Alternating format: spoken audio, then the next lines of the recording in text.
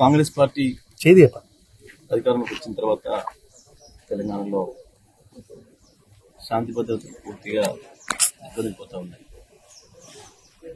10 సంవత్సరాల తర్వాత మళ్ళీ రాజకీయ కక్షలు చెల్లిస్తూ ఉన్నారు. కాంగ్రెస్ పార్టీ నైజం ప్రకారం గ్రామాలలో రాజకీయ ప్రత్యర్థుల్ని భౌతికంగా నిర్మూలించే దుర్మార్గమైన కార్యక్రమం మళ్ళీ ప్రారంభమైంది. కాంగ్రెస్ గతంలో వాళ్ళ అంతర్గత కొట్లాటలతోని హత్యలు చేసేది, కేసులు పెట్టుకునేది, వాళ్ళ పార్టీలో ఇతర పార్టీల నాయకులను కూడా హత్యలు చేసే సంస్కృతి కాంగ్రెస్ ఎప్పుడు కూడా కొనసాగిస్తూ ఉంది.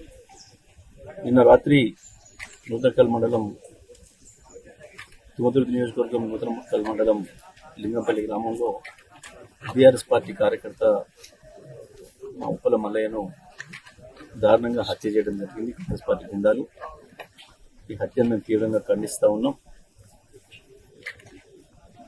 10 సంవత్సరాల కేసీఆర్ పరిపాలనలో నల్గొండ జిల్లాలో ఒక చిన్న రాజకీయ హత్య జరగకుండా, ఒక చిన్న కొట్లాట జరగకుండా మేము కాపాడగలిగినాం. ఈ జిల్లా అంతకుముందు రాజకీయ కక్షలకు నిలయమైన సంగతి అందరికీ తెలుసు. ఏ ఎన్నికలు వచ్చినా వందలాది కేసులు అయ్యేవి, అనేక హత్యలు జరిగేవి. కానీ కేసీఆర్ గారి డైరెక్షన్లో దాదాపు 50 గ్రామాలు ఎప్పుడు చూసినా రావణ కష్టంలాగా ఉండే అంతకుముందు కేసీఆర్ గారు చెప్పిన తర్వాత ఆ గ్రామాలలో కూడా పూర్తి ప్రశాంత వాతావరణం తీసుకొచ్చినాం. పోలీసులకు పూర్తి స్వేచ్ఛనిచ్చినాం. ఎక్కడ రాజకీయ కక్షలు కూడా బయటికి రావద్దు, రాజకీయ కొట్లాటలు జరగవద్దు అని చెప్పి జిల్లాలోని 12 నియోజకవర్గాల్లో కూడా పూర్తిగా కంట్రోల్ చేసినాం. ప్రత్యేకించి తుమ్మతుర్తి నియోజకవర్గం కావచ్చు, హుజూర్నగర్లో కావచ్చు, మునుగోడులో కావచ్చు, అంతకుముందు ఏ రకంగా ఘర్షణలు కూడా మనకు తెలుసు, నగరికలు కావచ్చు, అటువంటి నియోజకవర్గాల్లో కూడా పూర్తి స్థాయిలో మేము దాన్ని నియంత్రించగలిగినాం. కానీ ఇవాళ కాంగ్రెస్ పార్టీ ఏదైతే ఫెయిల్ అవుతుందో, రోజు రోజుకు ఇచ్చిన హామీలు నెరవేర్చడంలో విఫలమవుతున్న కాంగ్రెస్ ప్రశ్నించే వాళ్ళపైన దాడులు చేస్తుంది, కేసులు పెడుతుంది, రాజకీయ ప్రత్యర్థుల్ని తట్టుకోలేక, రాజకీయంగా ఎదుర్కోలేక హత్యలు చేసే స్థాయికి దిగజారుతుంది కాంగ్రెస్ పార్టీ. పర్టికులర్ గా నల్గొండ జిల్లాలో, సూర్యాపేట జిల్లాలో కాంగ్రెస్ మంత్రుల యొక్క అండదండలతోని పోలీసులు కాంగ్రెస్ పార్టీ కార్యకర్తలాగా పనిచేస్తూ ఉన్నారు. స్థానిక సంస్థల్లో మేము గెలవమన్న భయంతో కాంగ్రెస్ టీఆర్ఎస్ పార్టీ అభ్యర్థుల్ని నామినేషన్లు వేయకుండా అడ్డుకోవడం, స్వయంగా కాంగ్రెస్ నాయకులు, పోలీసులు కలిసి బీఆర్ఎస్ పార్టీ కార్యకర్తల్ని భయపెట్టేయడం,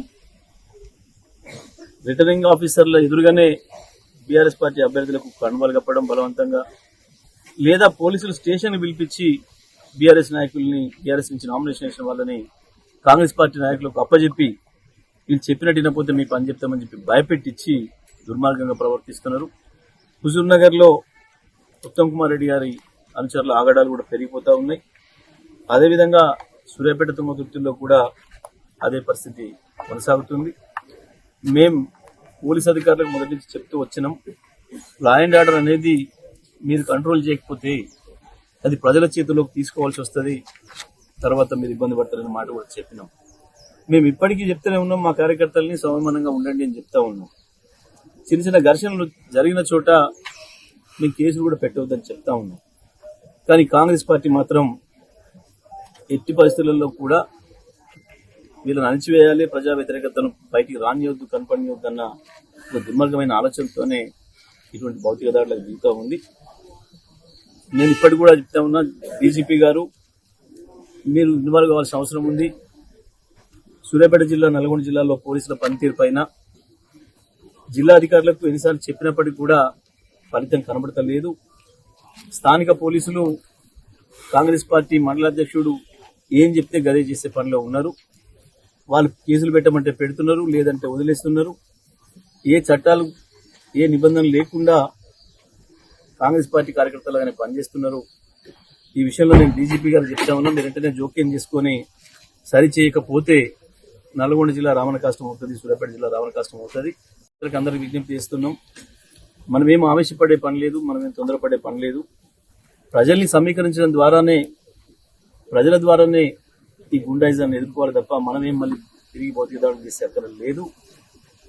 కానీ ఆ పరిస్థితే కనుక వస్తే ఒకవేళ ప్రజలు తిరుగుబాటు చేసి వాళ్ళని వెంటబడి తరిమే పరిస్థితి వస్తే అది పూర్తిగా కాంగ్రెస్ నాయకుల బాధ్యత, ఈ 2 జిల్లాల మంత్రుల బాధ్యత, లేదా జిల్లా పోలీస్ అధికారుల బాధ్యత తప్ప ఇంకోటి కాదు. ప్రజల్ని ఆ తిరుగుబాటు చేసే స్థితికి రానియొద్దని చెప్పి నేను ఉన్నత స్థాయి పోలీస్ అధికారులు కూడా చెప్తా ఉన్నా. మేం మా ఉప్పల మల్లయ్య ఏదైతున్నాడో వాస్తవానికి మా ఇంకొక నాయకుడిని చంపాలని చెప్పి ప్రయత్నం చేసి వచ్చిండ్రు.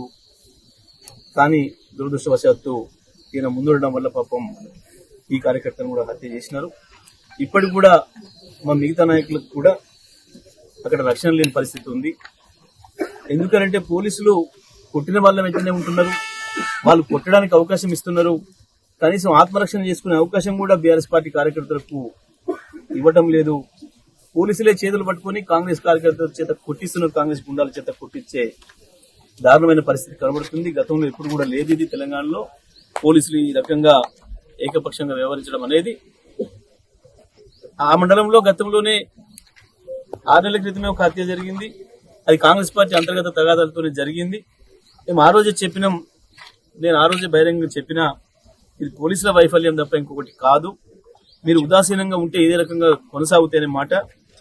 అందుకే మళ్ళీ చెప్తున్నా, నేను ఇటువంటి కేసుల్లో పోలీసులు తీవ్రంగా స్పందించకపోతే, కఠినమైన చర్యలు తీసుకోకపోతే అవి కొనసాగుతాయి. ఈ ప్రాంతంలో గతంలో ఆ సంస్కృతి ఉంది. ఆ సంస్కృతిని రూపుమాపడానికి మేము 10 ఏళ్లు చేసిన కృషిని ఇవాళ మళ్ళీ కాంగ్రెస్ పార్టీ నాశనం చేస్తుంది. జిల్లాలో ఉండే ప్రజలు, ప్రజాస్వామికవాదులు, ఇతర పార్టీల నాయకులందరూ కూడా నేను విజ్ఞప్తి చేస్తా ఉన్నా, ఈ విషయంలో అందరం కూడా ఏకం కావాల్సిన అవసరం ఉంది. కాంగ్రెస్ మూర్ఖపు వైఖరిని ఎండగట్టాల్సిన అవసరం ఉంది. ప్రజల్లో కాంగ్రెస్ గుండాయిజాన్ని వ్యతిరేకిస్తూ పెద్ద ఎత్తున ఉద్యమాలు చేయాల్సిన అవసరం కూడా వస్తూ ఉంది. తప్పకుండా మనం అందరం కూడా పనికి పూనుకోవాలని చెప్పి విజ్ఞప్తి చేస్తూ, మేము మా ఉప్పల మల్లయ్య మా కార్యకర్త కుటుంబానికి పూర్తి స్థాయిలో అండగా ఉంటాం. మా కార్యనిర్వాహక అధ్యక్షులు కేటీఆర్ గారు కూడా మాట్లాడి వారు వస్తారని చెప్పి చెప్పడం జరిగింది. కానీ ఇవాళ ఉన్న పరిస్థితులలో ఒకవైపు ఎన్నికలు జరుగుతూ ఉన్నాయి, ఇంకా ఉద్రిక్తతలు పెరిగే అవకాశం ఉంది అని చెప్పి మేమే వద్దని చెప్పి చెప్పడం జరిగింది. మరి తొందరలోనే వచ్చి ఆ కుటుంబాన్ని పరామర్శించి పార్టీ నుంచి పూర్తిగా ఆ కుటుంబాన్ని ఆదుకోవడానికి కావాల్సిన కార్యక్రమాలను కూడా మేము చేస్తాం. మరి ఇటువంటి దాడుల్ని అందరూ కూడా ఖండించాలని చెప్పి విజ్ఞప్తి చేస్తాం.